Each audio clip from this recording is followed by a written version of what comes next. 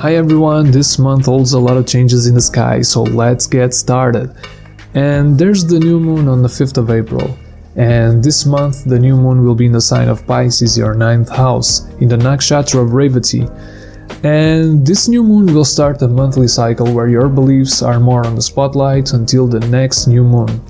And it may be a good time to start planning for new education courses and do some charity work. And Jupiter will turn retrograde on the 11th of April in the nakshatra of Mula. So Jupiter has been transiting the Gandanta point in Sagittarius since the 30th of March and will be retrograde until August. So you may feel that this is a transformative period where you are more optimistic about new changes and find hard to have stability. And Jupiter will start to retrograde in Mula nakshatra and will be there until the end of the month. So this may bring light to the roots of your daily routines, your health and eating habits. So it may be a good time to reflect about your work routine, if it is fulfilling you or if it needs change. This could be a time where you find more opposition or competition in your workplace. On the 12th of April, Mercury goes back to Pisces. So Mercury was in Pisces a while ago and went retrograde, so it went back to Aquarius and now is back in Pisces again. And Mercury will be transiting your 9th house, and it's debilitated there. And you may feel confused at this time, especially regarding your beliefs, and your speech may reflect that confusion, so a bit of caution before speaking should be a good move. There may be miscommunication with your father and your spouse, and it may be more difficult and emotional at this time. Sun goes to Aries on the 14th of April and is exalted there.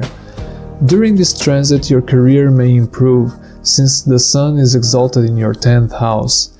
You may be perceived by the public as a strong, confident individual, as not only Sun is exalted, but he has also directional strength here. So your family life may be better at this time, and it may be a good time for outdoors activities with them. So it may be a good time to capitalize on that boost to your public image as well. And with Sun exalted in your 10th house and Mars in your 11th house, you may find that you are on top of your game at work and that you feel more competitive than usual. So enjoy this, but be aware that not to be so competitive so that you forget that to treat others with respect. Balance is the key. Venus goes to Pisces on the 16th of April and is exalted there. And you may have a lucky period as Venus is exalted in your 9th house.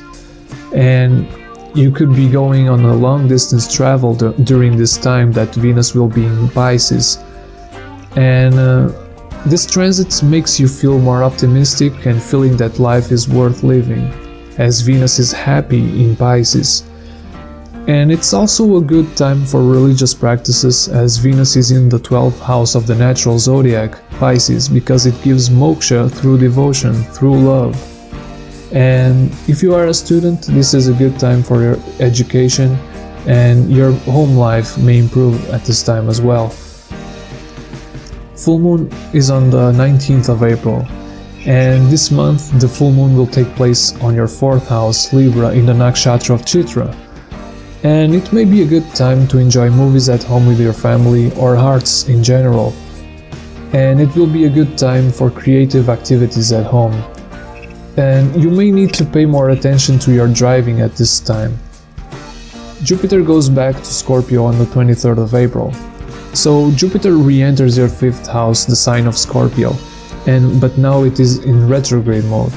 And Jupiter retrograde in Scorpio will make you reflect about the changes that he has been making you do for the last months since he entered in Scorpio in October 2018.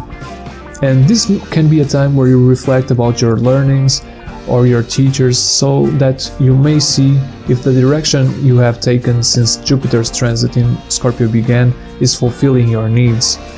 So you may feel that you get more competition at this time, but more support on your side as well. Your financial situation may improve as well. So Saturn goes retrograde on the 30th of April in the nakshatra of Purvashada. Now it's time for Saturn to go retrograde as well, and it will be retrograde until the 18th of September 2019. This is a time for reflection, where Saturn will be reviewing the changes done in the past months since he entered in Purvashada. It's a good time to reflect about your nutritional needs and your health in general, as Saturn has been showing you the need to have discipline towards your own nourishment.